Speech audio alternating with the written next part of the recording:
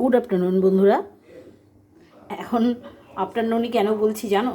আমি এই blood test করতে গেছিলাম। তো ব্লাড টেস্ট করতে গিয়ে দেরি হয়ে গেছে। তো আমার খালি পেটে ব্লাড টেস্ট ছিল। তা সেই কারণে কি বলবো, বাড়িতে এসে এখন খাবো।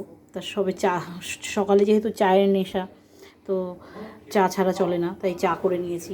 তা আমার সঙ্গে সঙ্গে ওদেরকেও চা দিচ্ছি, এই যে বাকিদের চা। তো এখন চা খাবো। সকালবেলায় ওদের জন্য রুটি করে দিয়ে গেছিলাম, মানে আমার ছেলের মানে শাশুড়ি মা সবার জন্য। তা সেই রুটিটা রয়েছে, আমি রুটিটা বাটার দিয়ে খেয়ে নেব, আর চা খাবো, বিস্কুট খাবো। তো এই হলো সকালবেলায় আমি খেয়ে, তারপর দেখো রান্না বান্না করবো। তো কী কী বাজার এসেছে, বাজারটা তোমাদের সঙ্গে শেয়ার করাই।